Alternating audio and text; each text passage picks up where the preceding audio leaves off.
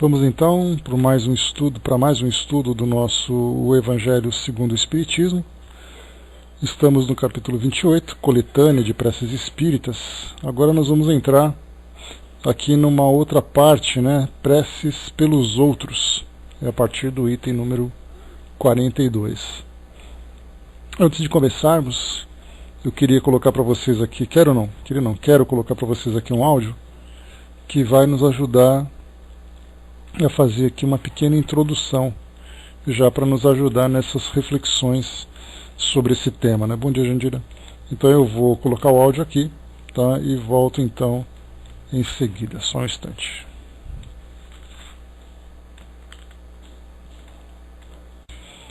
Essa mensagem então, ela vem para nós como uma reflexão importante, para que diante do sofrimento de entes queridos, de pessoas próximas, não apenas dentro do tema que nós vamos estudar hoje, prece pelos que estão em aflição, mas também a mensagem chama a nossa atenção para o papel que nós desempenhamos diante dessa situação que muitas vezes se mostra bastante dramática. Bom dia, Nando, bom dia, Barbosa.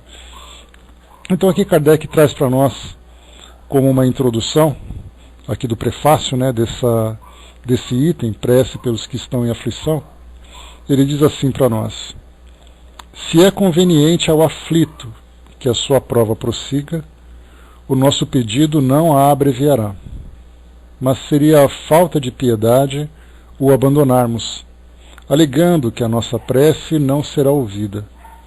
Além disso, mesmo que a prova não seja interrompida, podemos obter alguma consolação que lhe minore o sofrimento. O que é realmente útil para quem suporta uma prova é a coragem e a resignação, sem as quais o que ele passa não lhe trará resultados, pois que terá de passar novamente por ela. E para esse objetivo, portanto, que devemos dirigir nossos esforços, seja pedindo aos bons espíritos em seu favor, seja levantando-lhe o moral através de conselhos e encorajamento, seja, enfim, assistindo-o materialmente, se isso for possível.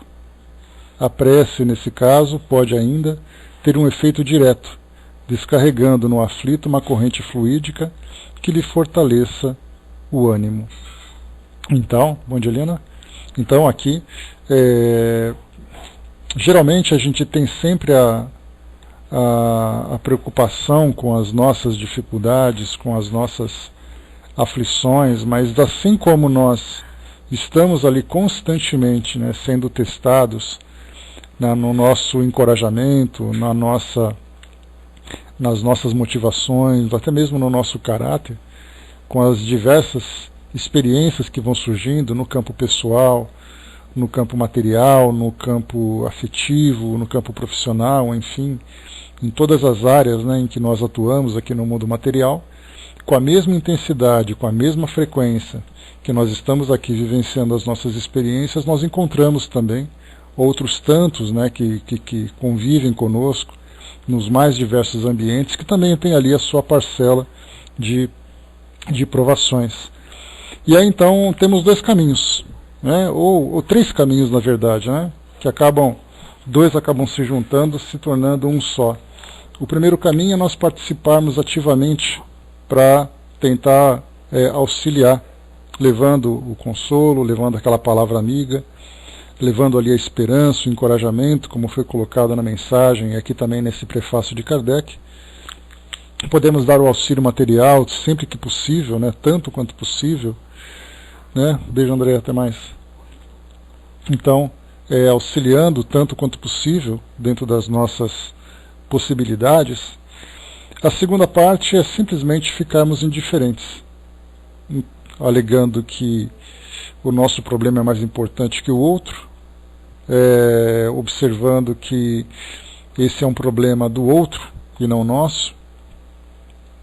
E o terceiro, naturalmente, é nós entrarmos no desespero, ou também tendo um comportamento em que acaba agravando a situação do outro.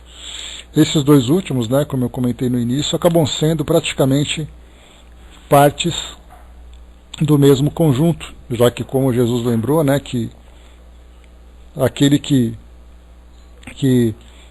é o sem sal, né, ele é desprezível, ou seja, como os espíritos lembram, não fazer nada também é fazer o mal. Então, Kardec propõe para nós aqui, né, 3 ações importantes. A primeira ação é a nossa intervenção, tentando sempre minimizar o efeito das dificuldades que estão enfrentadas, seja da forma que for possível, né, como nós vimos há pouco. A segunda, naturalmente, é solicitarmos aos amigos espirituais que amparem aquela pessoa, aquele ente querido, aquela pessoa próxima, com a convicção, né, inicialmente, de que todas as dificuldades que nós enfrentamos, todas as provações, fazem parte do nosso aprendizado e chegam conforme a nossa necessidade. Mas, ao mesmo tempo, solicitando a presença dos espíritos amigos, certamente participaremos indiretamente da resolução, ou mesmo da diminuição daquele impacto, com os espíritos atuando diretamente, agora movidos, né, por um sentimento de compaixão que nós oferecemos. E o terceiro, aqui falamos exatamente sobre a prece, sobre a força do pensamento, sobre a mobilização dos fluidos que se encontram à nossa volta, e da mesma forma que nós, compreendendo a ação dos passes, né, do passe magnético, e também da mesma forma do passe mediúnico, que tem um efeito direto, né, sobre a nossa, sobre o nosso corpo, né, sobre os nossos ânimos, sobre nós mesmos como um todo. Então a prece, ela se torna também um passe. O nosso pensamento direcionado em favor de alguém vai mobilizar essas energias, e de uma forma muito sutil, que nós ainda não compreendemos e até mesmo desvalorizamos, né, pelo fato de não termos ali uma visão concreta do efeito desse fluido e dessa ação, nós acabamos então, né, tanto para aquele que emite o pensamento, como para aquele que recebe. Então nós simplesmente tratamos de uma forma, né, quase que insignificante essa nossa ação. E aí então, como nós estamos agora aprendendo a lidar com esse universo que nos envolve, esse universo invisível, quanto maior o conhecimento que nós temos, maiores são os recursos de que nós dispomos, mesmo que de modo geral ainda sejam ignorados.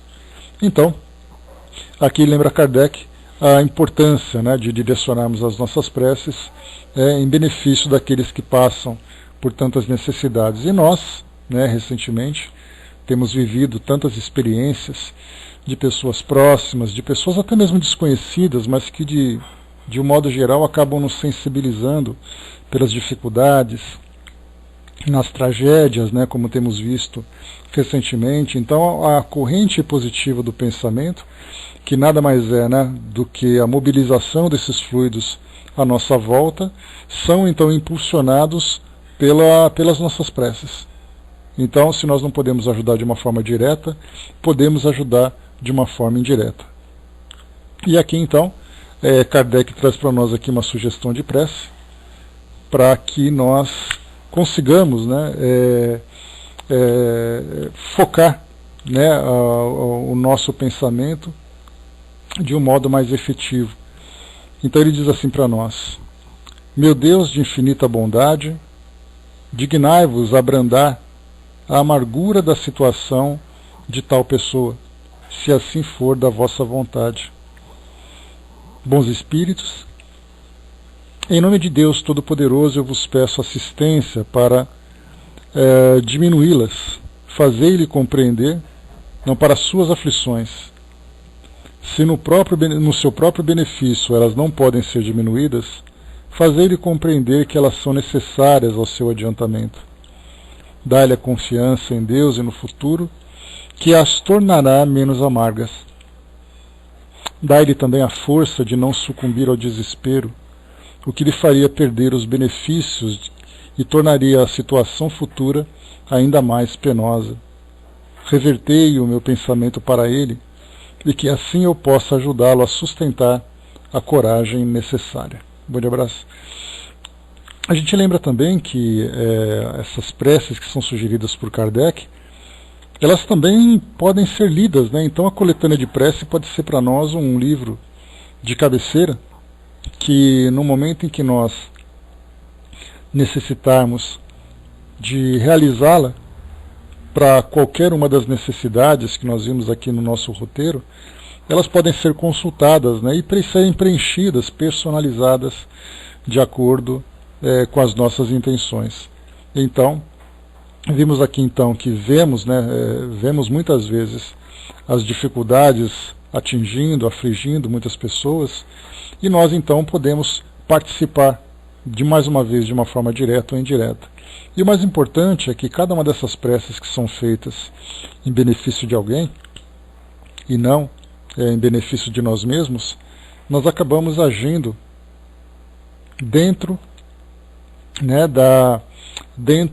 da força da caridade, né, mobilizando as forças da caridade.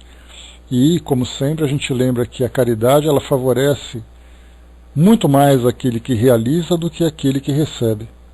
Embora o que recebe seja beneficiado pela ação, pela palavra, pelo recurso que recebeu, necessitado naquele momento, mas a força que nos move a agir dessa forma acaba demonstrando, né, de uma forma significativa o nosso crescimento.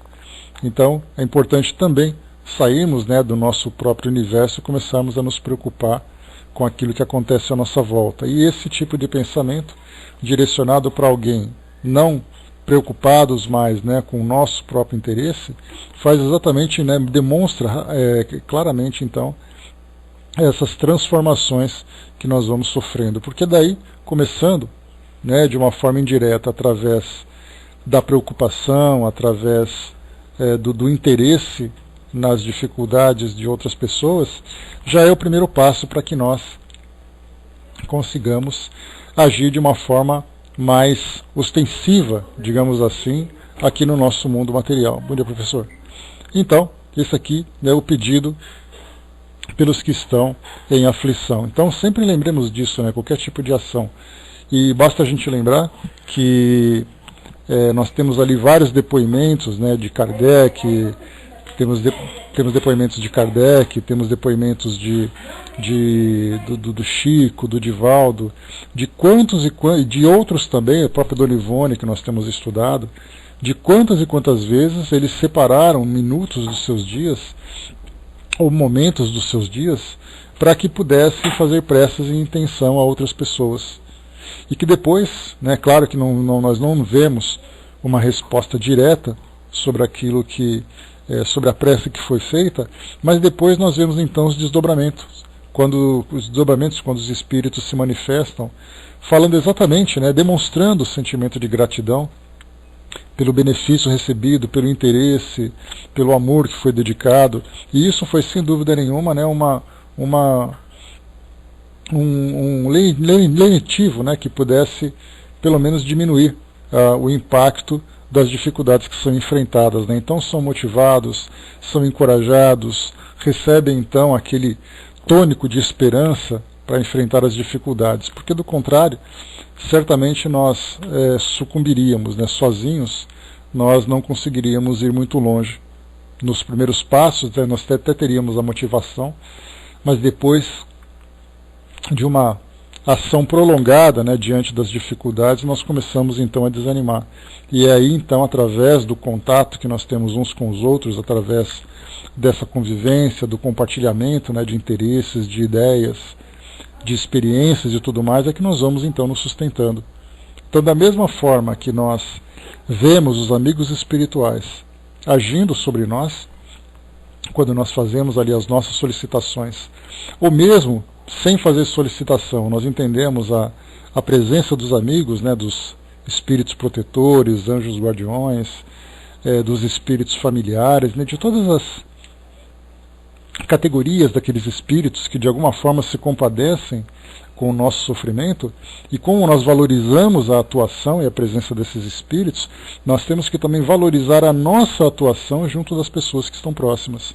Até porque nós não podemos esquecer que muitas vezes será através de nós que os espíritos atuarão em benefício das pessoas que precisam.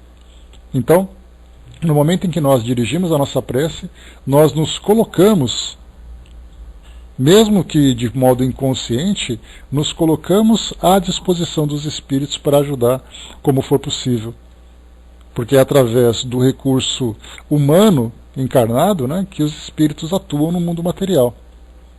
Então, embora eles emitam, né, o pensamento, as vibrações, os conselhos, as intuições para aqueles que precisam, mas na maioria das vezes será através de uma palavra direta, de uma ação direta aqui no mundo material, que eles poderão atuar. Então se nós de alguma forma valorizamos a ação dos espíritos, nós também temos que valorizar as nossas próprias ações. Mas para isso, muito mais do que a valorização, nós precisamos vivenciar esse sentimento de autodoação. Porque de intenção, nós lembramos, ela acaba não se efetivando necessariamente. Nós temos vontade de sermos pessoas boas, temos vontade de sermos pessoas caridosas, mas vontade sem ação acaba não tendo resultado nenhum, né, ou quase nenhum resultado.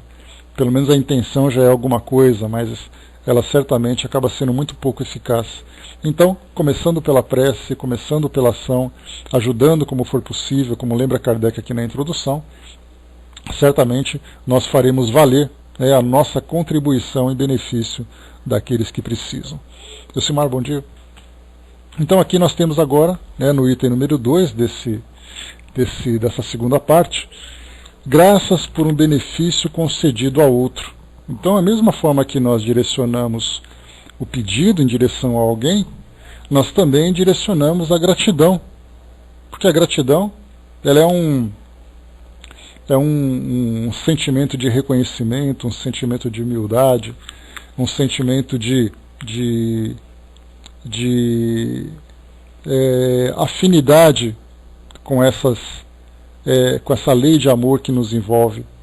Então a gratidão para nós ela é algo que muitas vezes nós ignoramos, falamos o nosso muito obrigado por aquilo que fazem de imediato à nossa volta, e muitas vezes ignoramos aquilo que acontece de uma forma sutil, como nós vimos há pouco tempo, nos nossos estudos, quando lemos ali a prece da gratidão, que nós temos muito mais a agradecer do que nós imaginamos.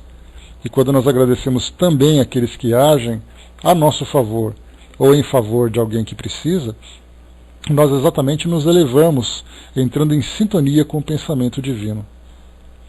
O Arnaldo colocou, a prece e a aproximação das pessoas que amamos nos faz veículos de energia vital junto ao doente, revitalizando conforme nossas possibilidades. Não tenhamos dúvida nenhuma disso, Arnaldo. Basta a gente lembrar que o simples fato de Jesus caminhar próximo às pessoas, o seu campo de ação fluídica, vamos dizer assim, envolvia a todos, simplesmente porque ele caminhava entre as pessoas. Então ele não precisava distribuir o seu amor era naturalmente distribuído. No nosso caso, como nós ainda temos essa limitação, do nosso modo de viver, nós precisamos então agir em benefício dos outros. Porque Jesus, como ele já tinha o amor incondicional plenamente desenvolvido, é como se ele caminhasse entre as pessoas exalando o perfume do amor. No nosso caso, nós ainda somos um pouco seletivos, muitas vezes um pouco preocupados com as nossas dificuldades, então nós precisamos direcionar a nossa atenção para onde nós queremos doar aquele amor. Então, no caso da prece, dessa aproximação, da nossa motivação, da nossa intenção, certamente as nossas energias estão ali, naquele momento, em ação. Então, começa pela força do pensamento nós mobilizamos os fluidos à nossa volta, impregnando nesses fluidos todo o sentimento que nos mobiliza, a intenção que nos mobiliza, e aí vai envolvendo então aquele que tem necessidade. O detalhe que eu comentei agora há pouco, que é importante a gente destacar, é que pelo fato de nós não valorizarmos ainda a ação desses fluidos, ou então não temos a compreensão da força que o pensamento tem nessa interação que nós temos uns com os outros, faz com que nós negligenciemos, né, ou mesmo ignoremos, né, esse recurso. Mas aí quando nós começamos a pensar num centro espírita, onde tem o trabalho de passes, onde nós temos ali a força do amor direcionada para as pessoas que são próximas a nós, para os nossos entes queridos, para os nossos amigos, então percebemos nesse momento a ação dessas energias que partem de nós e que também nos envolvem. Então, quando nós focamos a nossa atenção, fazendo, por exemplo, naquele momento de concentração de um evangelho, quando você cita o nome das pessoas, quando nós nos concentramos diante das situações que acontecem no nosso meio, aí então nós focamos e emitimos o pensamento. Mas de um modo geral nós andamos tão distraídos que sem dúvida nenhuma nós continuamos emitindo, mesmo de uma forma inconsciente. Basta a gente lembrar que nós temos ali aqueles relatos, né, que nós mesmos já sentimos inclusive, que quando nós temos ali o sentimento de simpatia por alguém, quando nós nos sentimos bem perto de certas pessoas, em suas casas, no ambiente onde nós frequentamos, esse bem-estar nada mais é do que o resultado da impregnação das vibrações emitidas pelas pessoas que estão ali. Porque do contrário, se por exemplo, como nós já lembramos, você entra num ambiente vazio, um ambiente desocupado, você simplesmente não vai sentir a frieza da estrutura, da sua alvenaria. Mas no momento em que nós adentramos num ambiente onde existe ali a realização de uma atividade, em que ela tem ali um propósito nobre, um propósito elevado, pelas pessoas que estão próximas, nós sentimos de imediato as vibrações. E de um modo negativo também ocorre. Então nós pensamos, o pensamento tem a força positiva, o pensamento tem a força negativa, os fluidos são mobilizados através do passe, e aí então nós nos esquecemos da prece. Que a prece, a presença, a intenção estão mobilizando forças em benefício daqueles que se tornam então o alvo de nossas motivações. O Hermes lembrou ali, né, haja vista que até a passagem de energia contida, né, pelas suas vestes, né, lembrando a senhora hemorrágica. Né? Então a gente tem ali as histórias, claro, de Jesus, mas de um modo mais próximo, basta a gente lembrar que é muito comum nós chegarmos perto de pessoas em que nós sentimos esse bem-estar todo, uma conversa, né, um bate-papo, aquele momento de descontração, traz em nós um sentimento diferenciado. Imagina se nós fizermos isso com a intenção, concentrados e focados naquele objetivo. Arnaldo colocou também, é o caso das mães que auxiliam os filhos amados, né? Minha mãe costumava passar cuspe nos dedos, né? Machucados, né? E nós sentíamos confortados, né? E o machucado sarava rapidamente. São a força do amor ali que acaba nos favorecendo, e até mesmo nós promovemos a nossa autocura a partir do momento em que nós temos essa confiança. Aliás, esse é um trabalho também que é feito, né, em muitas instituições, em que nós temos ali a autocura. Olá, Pati, bom dia. Temos a autocura. E qual é exatamente o processo de autocura? É de fazer com que se desenvolva dentro das próprias pessoas a confiança e a capacidade de se curar, de fazer com que suas próprias vibrações se mobilizem no próprio corpo para fazer com que atue sobre o organismo, né? Então, sobre os pontos de doença. Então é claro, né, que os recursos são necessários, né, os recursos da medicina, os recursos terapêuticos são necessários, mas tudo começa na força do pensamento. Então, inclusive já tivemos, né, as pessoas sendo submetidas a algumas experiências de curas através da prece, né, feitas inclusive em hospitais, grupos que são ali testados, né, grupos que recebem preces, grupos que fazem preces, grupos que não se interessam ou não recebem nenhum tipo de benefício da prece, e a gente vê então ali que existe uma mudança significativa, né, no tratamento, em que as pessoas se curam com mais facilidade, são mais motivadas com mais facilidade. E a ciência não fica preocupada pensando nas questões místicas, mas ela fala exatamente que no momento em que a pessoa faz prece, ela muda o seu pensamento. E mudando o seu pensamento, o seu corpo age de uma forma diferente. Então, enquanto a medicina, ou mesmo os estudiosos, até mesmo espíritas, né, que estudam sobre isso, falando sobre o passe, falando sobre a prece, mostra claramente que aquele que participa de um modo ativo, aquele que participa de um modo direto do seu próprio tratamento, ele acaba então tendo resultados mais favoráveis. Então isso para nós é fundamental para embasarmos todas essas ideias que nós desenvolvemos em torno da atenção que alguém recebe. Aliás, eu já cheguei a comentar com vocês outras vezes, eu me recordo que no tempo de faculdade eu estudei um livro chamado Carícia Essencial. Eu gosto muito de comentar sobre esse livro porque ele tem algumas passagens importantes, e uma delas, né, que também já comentamos aqui na sala, a Carícia Essencial, ela fala de uma experiência muito interessante num laboratório, né, em que colocaram ali algumas cobaias, 3 ratos colocados em gaiolas diferentes, em locais separados daquele ambiente.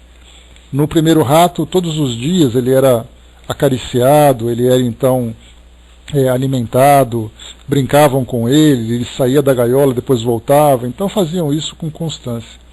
Um outro, ele era agredido, né? Chacoalhavam, gritavam, assustavam, mas alimentavam e tudo mais. Esse é o segundo teste.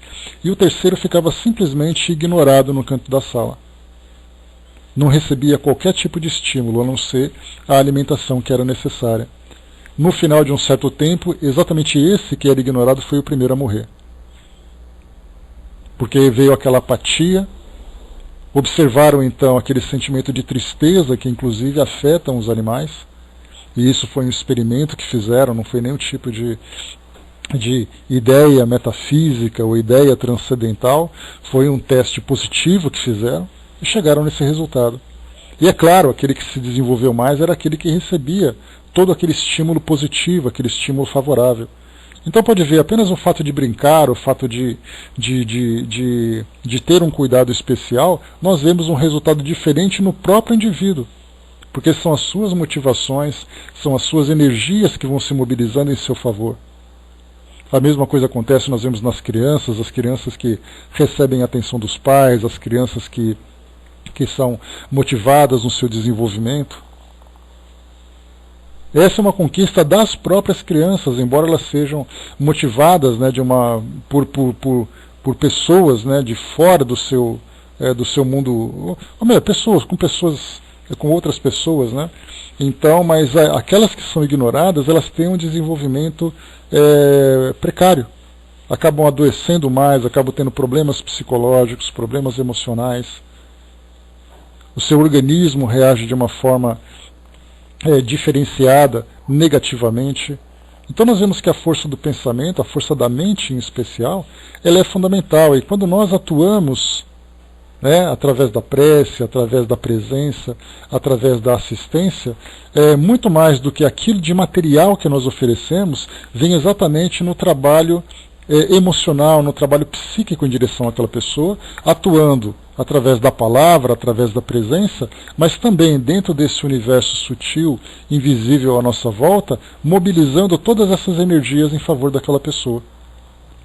E isso pode acontecer, como nós sabemos, da força do pensamento, que ela não tem fronteiras, não tem barreiras, nós podemos atuar à distância. Então, a prece feita pelos outros, como nessa que nós vimos, de pessoas que passam por aflições, elas podem ser de um modo ser feitas à distância também. Então nós as envolvemos, nós nos transformamos, nós nos fazemos presentes. Então, tendo esse conhecimento, nós vemos que a caridade ela acaba apresentando para nós situações em que nós podemos atuar de um modo muito simples, de um modo muito fácil. E nós vimos isso, mais uma vez, nesses exemplos, né, dentro da própria doutrina, que faziam preces, então, faziam e fazem preces com intenção a outras pessoas, sejam encarnados, sejam desencarnados. E aí nós temos, então, né, no caso dos desencarnados, né, essas missas de sétimo dia, temos ali os cultos direcionados para os desencarnados. Então, se fazem isso e acreditam que podem fazer isso por aqueles desencarnados, por que não pensar também nos encarnados? Os médicos de hoje, Arnaldo coloca, né, hoje em dia, quando o paciente já não acusa melhora, libera o mesmo para ir para casa e ficar entre os corações amados. Né? E nesse caso a gente acaba muitas vezes, temos inclusive uma grande preocupação dos centros médicos na atualidade, que é liberar o paciente o mais rapidamente possível. E não apenas por uma questão de preocupação com infecções hospitalares, mas pela própria vibração do ambiente, pela própria presença da família, o ambiente doméstico que acaba favorecendo. Tudo isso atuando no universo psíquico da pessoa. Então, quando nós vemos tudo isso acontecendo, a gente se pergunta, mas de que forma que eu posso, então, atuar, de que forma que eu posso colaborar? Uma simples prece já é um primeiro passo. E o segundo passo, como lembrou Kardec, se fazer presente, ajudar materialmente, tanto quanto for possível. Mas essa mobilização dessas energias, partindo de nós em favor de alguém, já modifica tudo. Então, vimos aqui essa ação,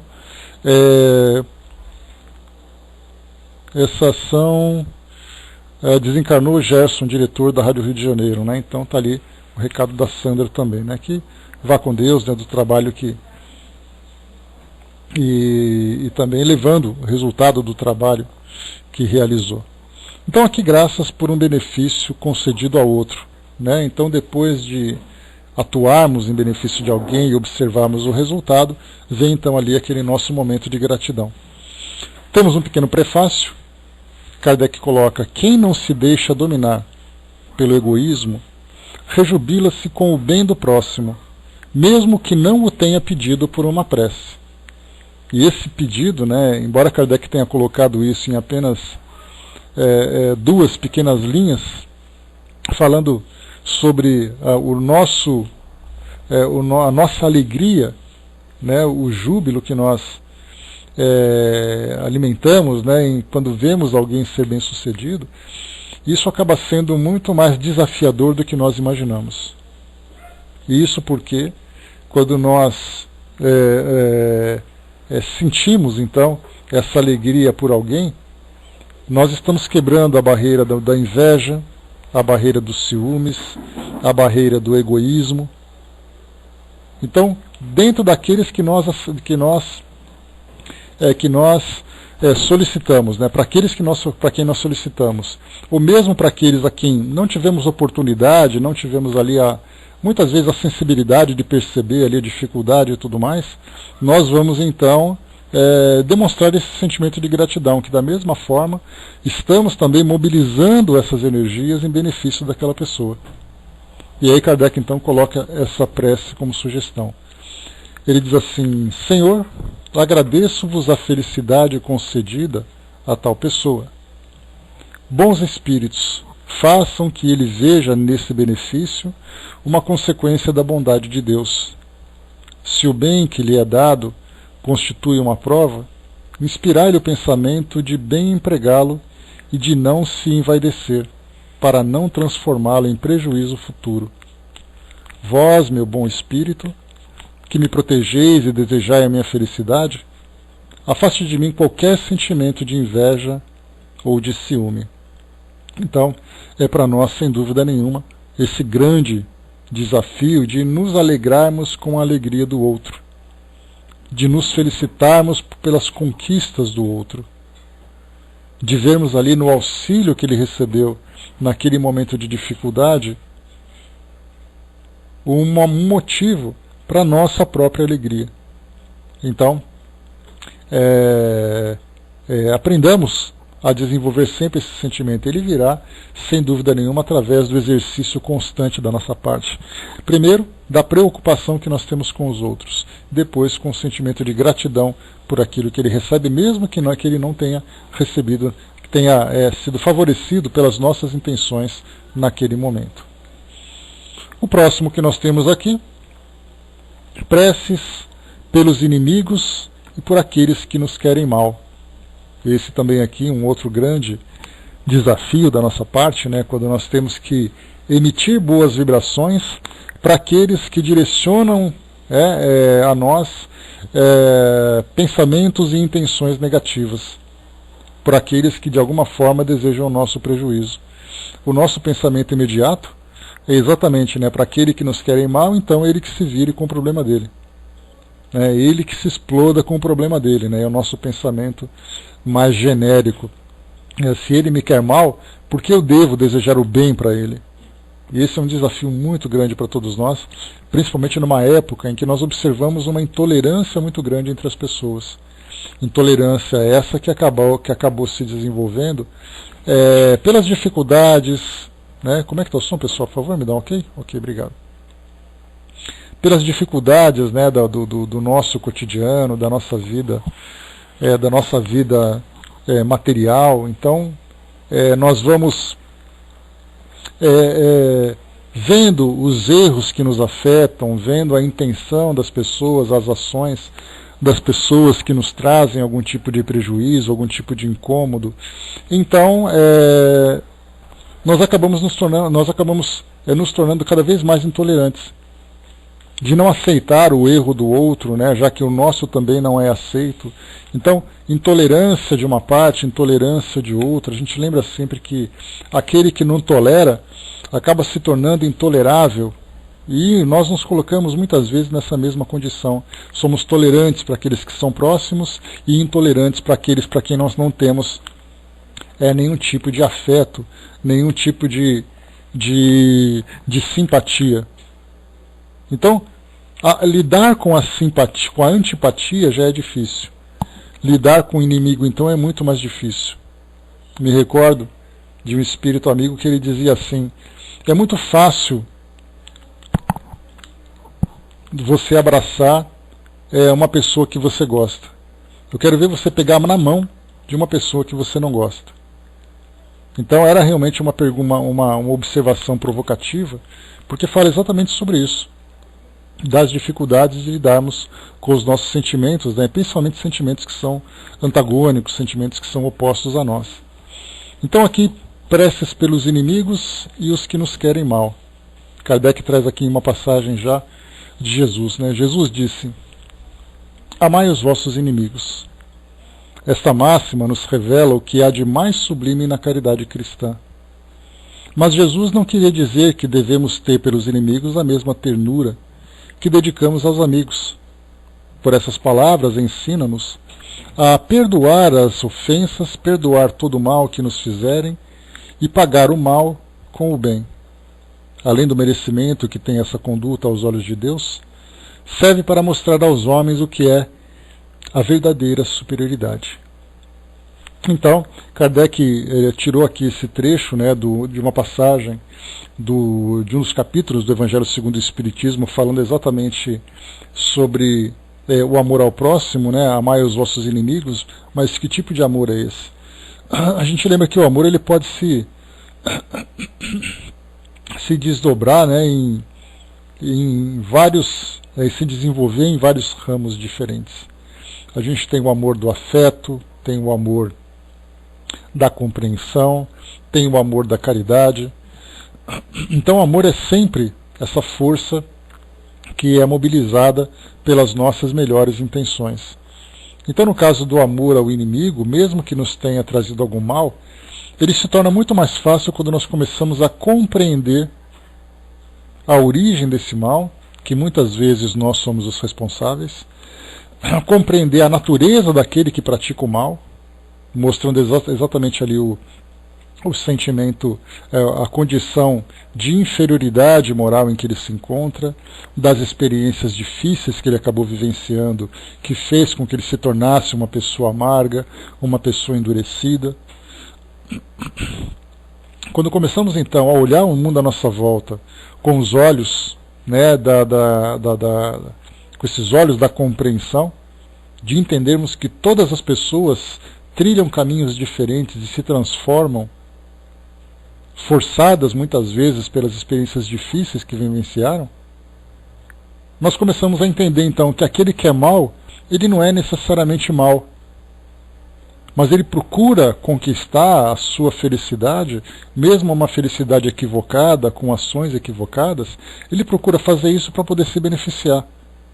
Só que pelo fato de ter ainda, né, aquele egoísmo cristalizado no seu coração e na sua mente, ele age dessa forma equivocada, que lamentavelmente terá que sofrer depois.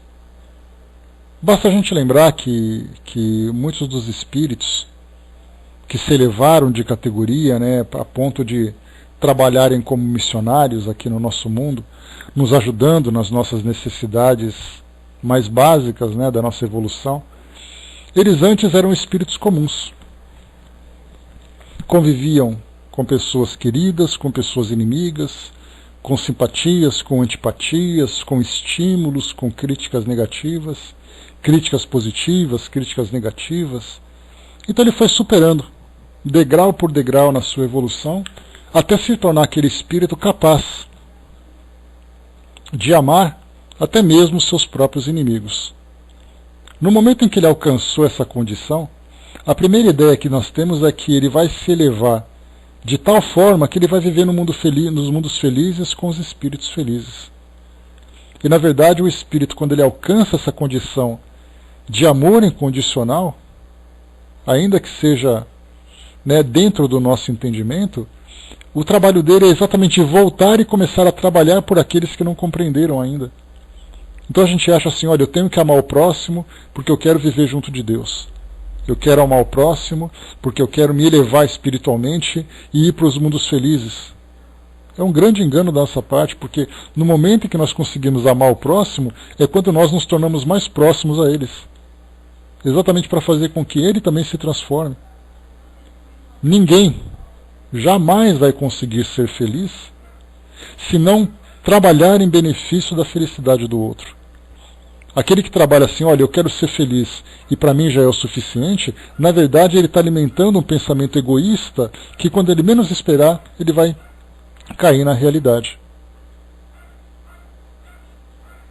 Então, temos que ter essa conscientização de que o inimigo naquele momento pode ter se tornado esse inimigo por uma ação direta de nossa parte, né? Bom dia pessoal que chegou, de uma ação direta de nossa parte, como também pode ter se tornado pelas experiências difíceis que vivenciou. Muitas vezes experiências que nós também vivenciamos, nós nos tornamos espíritos também adoecidos afetivamente e emocionalmente. O Arnaldo colocou, né, na realidade não é o mal, mas está no mal momentaneamente, né? É exatamente quanto maior o nosso a nossa ignorância e quanto maior o nosso egoísmo, mais equivocadas são as nossas ações, porque todo mundo, eu sempre lembro para vocês que muitas vezes a gente acaba até interpretando isso de um modo não compreendido, né? Mas a gente lembra sempre que todo mundo, em qualquer parte do nosso planeta, sempre age tentando fazer a coisa certa. Só que ele só começa a acertar efetivamente quando ele sabe o que é o certo e o que é errado. Enquanto ele não tem essa compreensão, ele faz aquilo que sabe. Ele está tentando acertar, ele está tentando se proteger, ele está tentando ser feliz, ele está tentando proporcionar a felicidade dos outros que estão próximos. Pelo fato de se encontrar na ignorância, muitas vezes ele acha que a felicidade dele depende da destruição do outro. Muitas vezes ele acha que a felicidade dele depende da corrupção que ele participa. Da felicidade dele vai depender do prejuízo que ele causa a alguém. Mas ele está tentando fazer o certo, o problema é que ele não aprendeu ainda a fazer. Mas quando ele aprender, porque mais uma vez a gente lembra que a grande força mobilizadora que existe em nós, muitas vezes faz com que nós construamos alguma coisa, mas ao mesmo tempo também destruamos alguma coisa. É somente uma questão de polaridade. E essa mudança de polaridade, então, vai depender exatamente do esclarecimento, do modelo, da compreensão. Então, aquele que é o inimigo, ele está na condição de inimigo, pelas mais variadas motivações, mas a primeira questão que a gente tem que colocar é exatamente qual é a minha contribuição para que ele se torne o meu inimigo. O que eu fiz para que ele ficasse daquela forma. Se por acaso eu encontro a causa, então cabe a mim fazer o trabalho, né, entre aspas, de desintoxicação da mente daquela pessoa para que ela deixe de ser a minha inimiga. E o trabalho mais difícil é meu. Porque muitas vezes eu fiz alguma coisa e não me arrependo disso. E isso é a parte mais grave. Agora, quando eu faço uma revista na minha consciência e eu vejo que eu não fiz mal para aquela pessoa, eu sei que o problema é completamente dela. Ela é uma pessoa doente. Ela é uma pessoa ainda presa no campo da ignorância. Então eu não tenho por que me ofender. É aquela pessoa que me ofende, é aquela pessoa que tenta alguma coisa. É claro, a gente tem o ensinamento do dar a outra face. O dar a outra face não significa bata o quanto você quiser. Significa você não vai bater de novo, mas eu não vou fazer a mesma coisa que você fez. Então mesmo que eu tenha que tomar alguma atitude para impedir aquela pessoa de continuar praticando o mal contra ela mesma inicialmente e depois contra as pessoas, muitas vezes eu tenho que me distanciar daquela pessoa porque a condição dela de desequilíbrio não está ainda, né, favorável para que ela se transforme. Mas a partir do momento em que eu sei que eu não fiz mal nenhum para ela, eu sei que o problema é dela.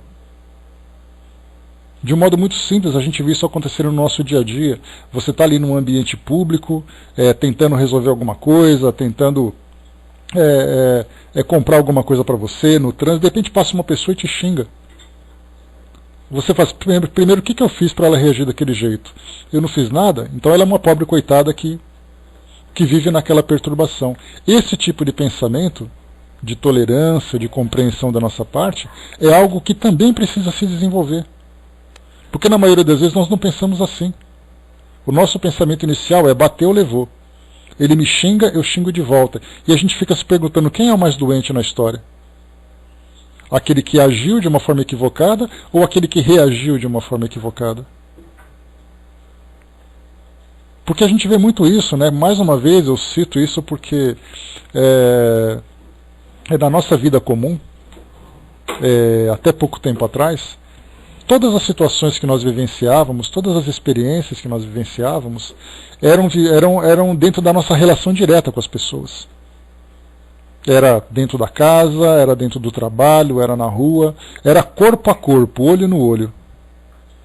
E é claro que a gente se segurava um pouco mais, afinal de contas, dependendo do que você fizesse, você poderia, por exemplo, receber uma agressão de volta. Aquela agressão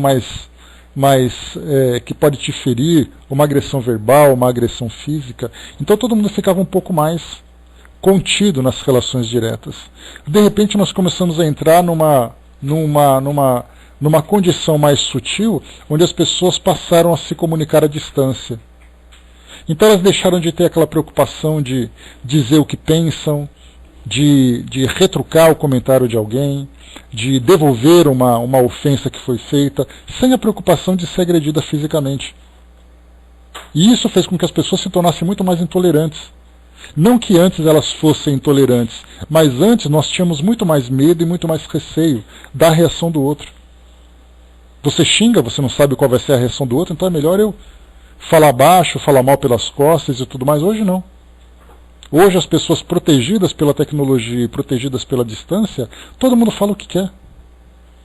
Então isso mostrou para nós um lado que até então estava adormecido. Ou até então não tinha sido percebido. Esse universo de maior proteção, de nós muitas vezes nos ocultarmos atrás de um determinado perfil, fez exatamente com que essa sensibilidade, né, essa nossa imperfeição moral, se aflorasse sem a preocupação de conter esses impulsos. Por isso é fundamental que nós tenhamos esse entendimento. inicialmente entender que todos nós nem sempre somos aquilo que demonstramos. Nós muitas vezes demonstramos aquilo que uma determinada situação nos transformou temporariamente. E aí então eu tenho, primeira questão que eu coloco novamente, qual é a culpa, qual é a responsabilidade que eu tenho para a pessoa agir daquela forma? Se eu não fiz nada para que ela fizesse assim nesse momento, provavelmente, se for uma relação mais íntima, uma relação mais próxima, eu tive uma responsabilidade lá no meu passado. Se por acaso eu também não tive responsabilidade no passado, então eu vou aprender com a situação, sendo mais tolerante, sendo mais paciente e desenvolvendo em mim valores e vendo naquela pessoa a sua própria imperfeição. Então isso é um problema dela. Se aquilo que ela me oferece, daquilo que ela tem, vai me trazer algum mal, a partir do momento em que eu recuso receber aquilo, ela fica com o mal dentro dela própria. E ela vai sofrer as consequências disso.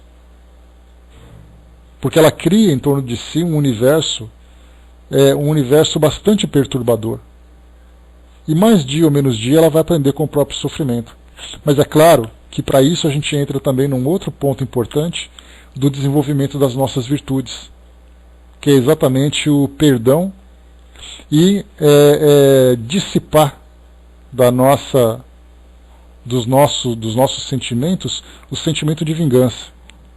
Porque alguém que faz mal para nós, a gente fala assim, não, eu perdoo. Mas no momento em que ele tropeça, eu dou aquela risadinha de canto de boca, que mostra assim, que eu gostei do que aconteceu com ele. Isso nada mais é do que o sentimento de vingança. A vingança, muitas vezes, não é uma ação direta que eu faço para prejudicar alguém que me prejudicou. O sentimento de vingança se manifesta no prazer, na satisfação que eu tenho de ver alguém que eu não gosto sofrer. E a gente vê isso o tempo todo na televisão. Valeu, professor, até mais. A gente vê isso o tempo todo nos meios de comunicação, onde nós vemos ali políticos, criminosos, empresários, todos aqueles que de alguma forma nos prejudicaram. Então nós vemos ali com satisfação quando aparecem pessoas algemadas, pessoas ali fotografadas. Isso tudo para nós é um sentimento de prazer mórbido. E é verdade sim, meu amigo Kiru. Nós temos isso, e na verdade nós vemos isso com tanta naturalidade, aquela comemoração de querer que as pessoas afundem, querer que as pessoas sofram, que de repente tira a foto da pessoa que ela está vestida com uma roupa de presidiário. A gente comemora aquilo, e na verdade a gente tinha que lamentar. Porque muitos de nós já passamos muitas vezes por situações muito piores na nossa existência anterior, e nós tivemos ali a oportunidade de reconstruir. E hoje, certamente melhor do que nós éramos no passado, nós conseguimos nos desenvolver. E essas pessoas que lamentavelmente se encontram nessa condição ainda, vão também se transformar. Arnaldo colocou, né, a questão de adulterar em pensamento, né? Sim. Nós temos ali o duelo, né, que é um dos capítulos do Evangelho segundo o Espiritismo. Kardec voltava esse capítulo exatamente para os duelos clássicos que aconteciam naquela época, de você matar outra pessoa, de você desafiar outra pessoa para limpar a sua honra. Mas de lá para cá muita coisa mudou. E a gente conseguiu então tornar mais sutil esse tipo de pensamento, mostrando que muitas vezes o duelo saiu de uma forma prática, em que você mata o seu adversário, você é morto pelo seu adversário, e nós começamos a entrar no campo mental, no campo afetivo, em que nós começamos a duelar com as pessoas. Você fala alguma coisa para ela, quem aqui nunca passou por isso? Numa discussão, você fala alguma coisa para aquela pessoa, ela te fala alguma coisa de volta, cada um vai para o seu canto e você fica remoendo, ele devia ter falado isso, por que eu não falo aquela coisa toda? Mas ele me falou tal coisa, eu não devia ter aceitado isso. E a gente começa então a duelar, mentalmente impregnando, quer dizer, a nossa mente com esse sentimento de vingança, intoxicando a nós mesmos. Então nós precisamos modificar completamente isso. E isso ainda, lamentavelmente, é muito difícil para nós, pelo fato de nós ainda termos essas imperfeições nos nossos valores.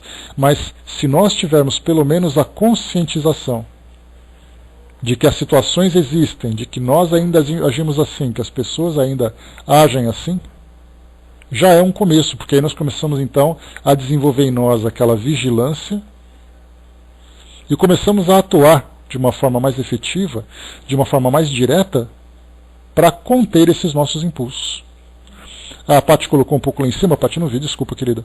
Como estamos sendo testemunhas da arrogância de alguns, como é difícil de lidar, né? Por mais que sejamos pacíficos, não dá para ser passivo. Mas a gente tem que trabalhar, Paty, o que é colocado pelos espíritos é exatamente... a preocupação não é para onde nós direcionamos as energias da nossa mente, mas é o fato de percebermos que as energias estão se mobilizando. E aí então nós vamos mudando o rumo, mudando a direção para onde ela atua. O fato de eu sentir aquela revolta, eu posso sentir compaixão. A força é a mesma, é a direção que é diferente.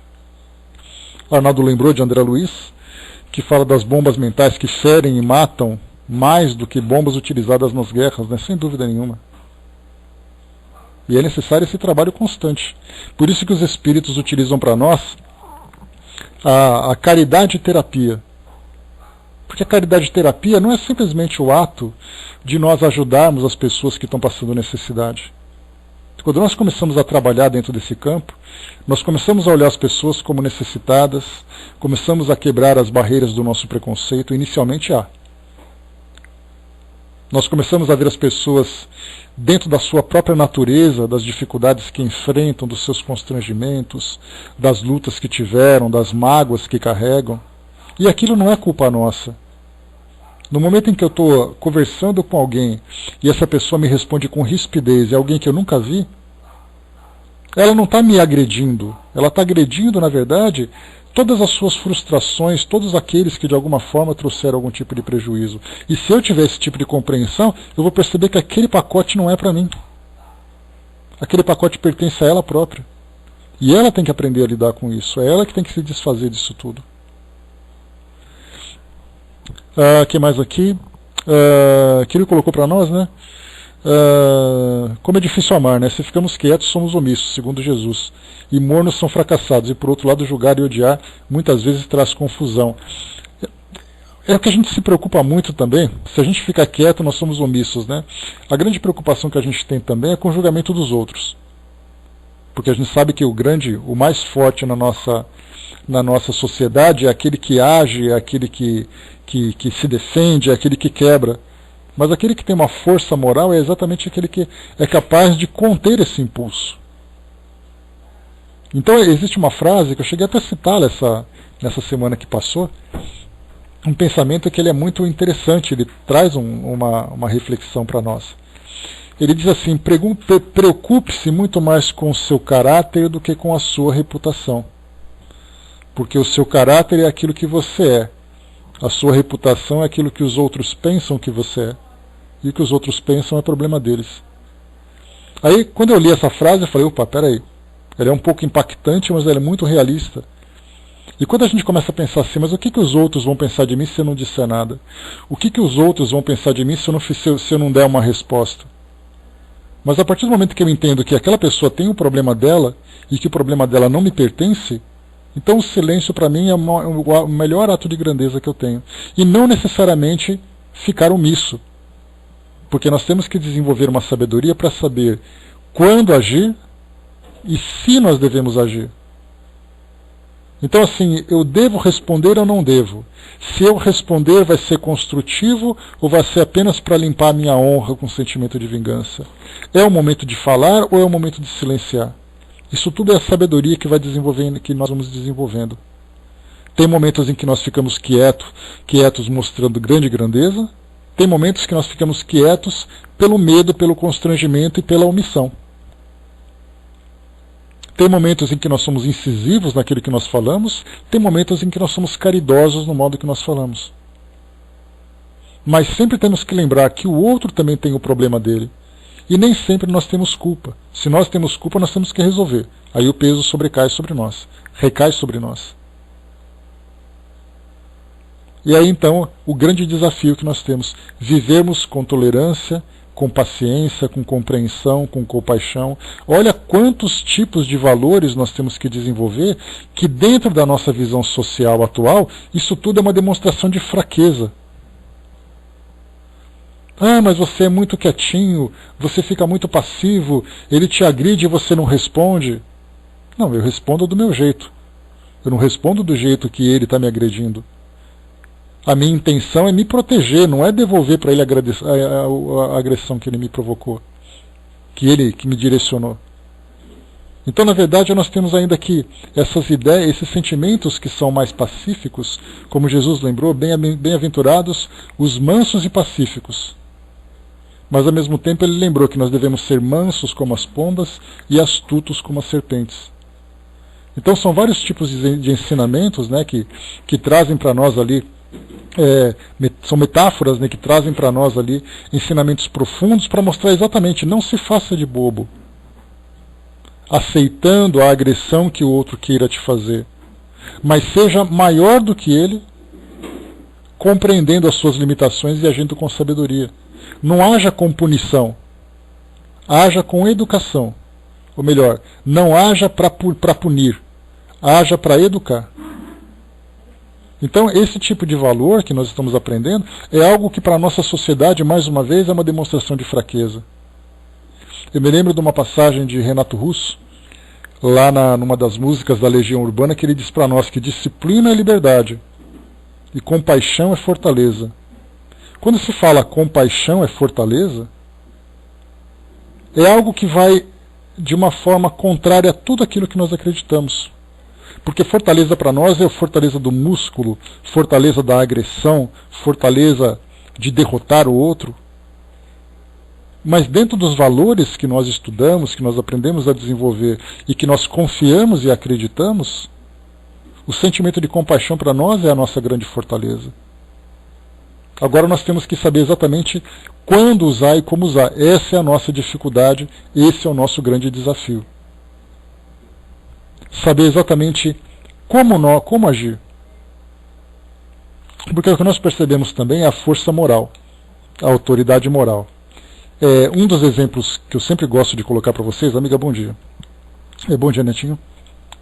O que eu sempre coloco para vocês para entender aquilo que Jesus fez, e independente dos fatos precários, fragmentados que chegam para nós, nós vemos ali o modelo de conduta perfeita. Vemos ali um ser, uma personalidade que tem ali os valores desenvolvidos no seu mais alto grau. Claro que a gente não pode se comparar, porque querer fazer aquilo que ele fez, compreendendo a diferença de grau evolutivo nosso para o dele, um espírito puro, e nós os espíritos em provas e expiações. Não adianta eu querer me espelhar naquilo que ele fez, porque eu não vou conseguir.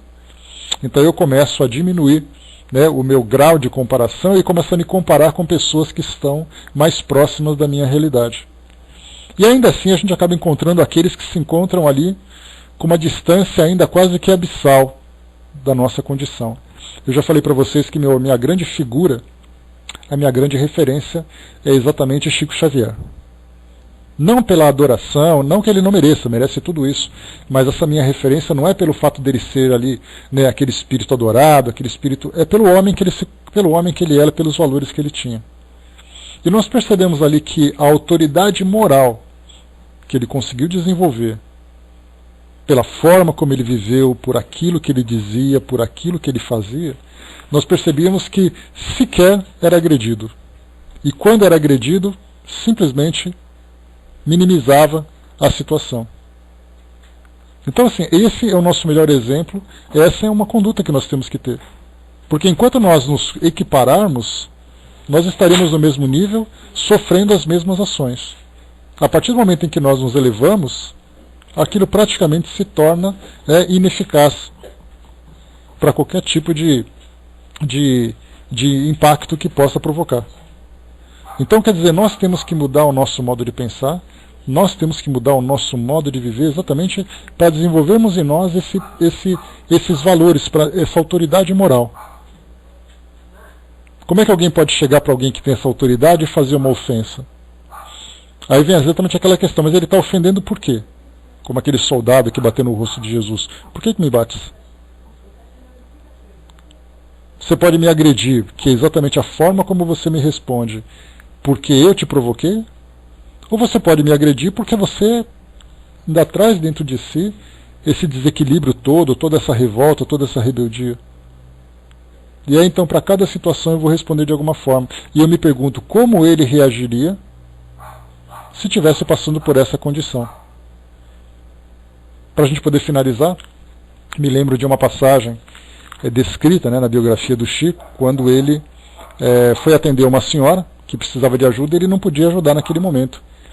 E ele então cuspiu no rosto dele, sim, começou a xingar, começou a falar e ele ficou meio chocado, né, com a reação dela. E aí então Emmanuel, que estava próximo, falou assim, não reaja.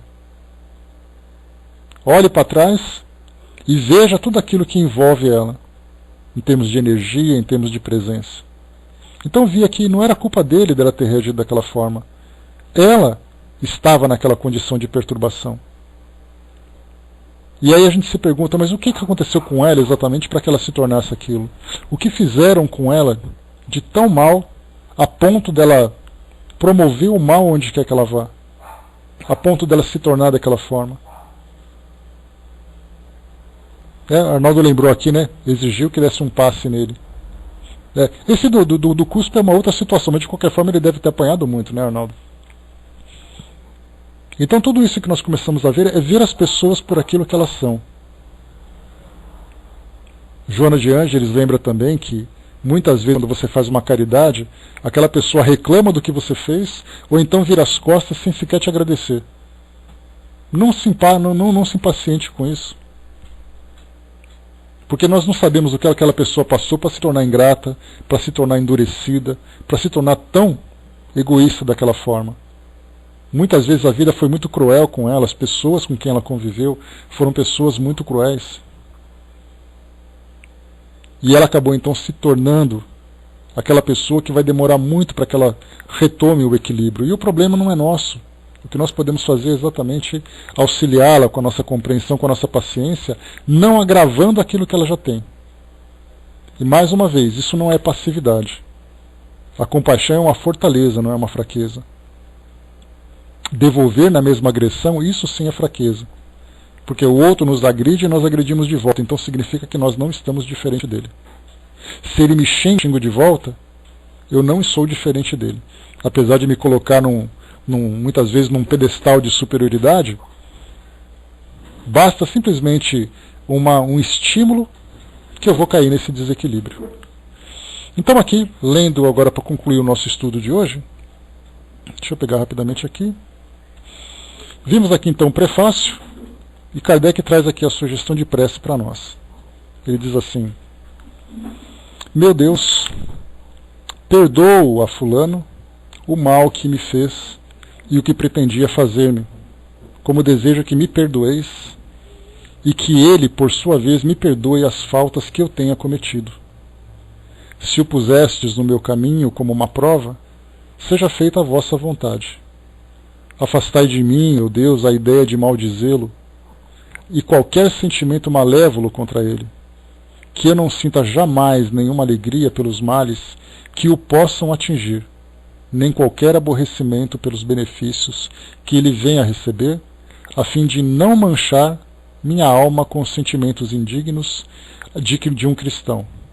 Possa a vossa bondade, Senhor, ao tocar-lhe o coração, induzi-lo a melhores sentimentos para comigo.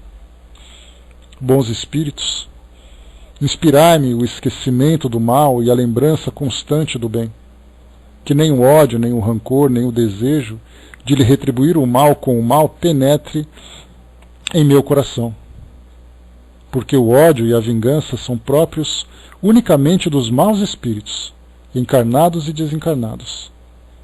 Que eu esteja, pelo contrário, sempre pronto a lhe estender a mão fraterna, a pagar-lhe o mal com o bem e a ajudá-lo quanto possível.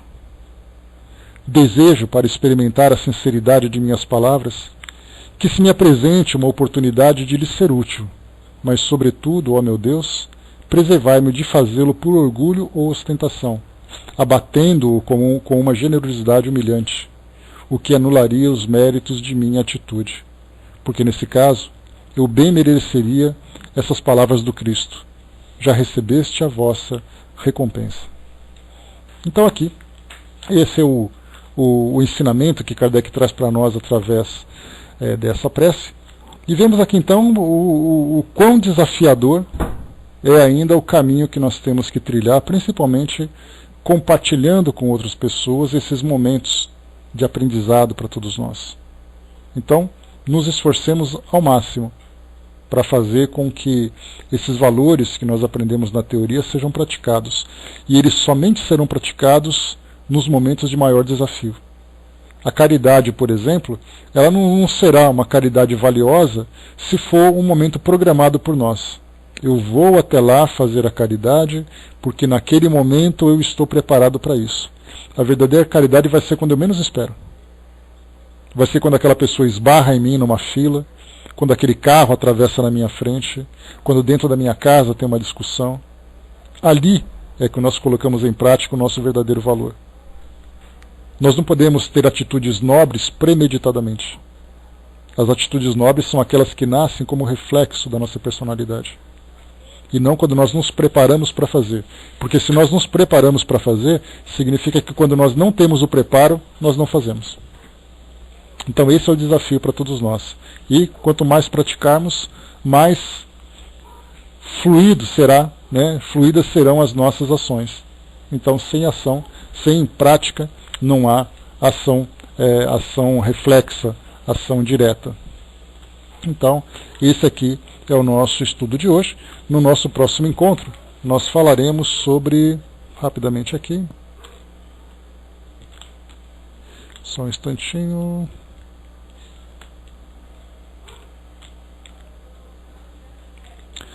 No nosso próximo encontro, nós teremos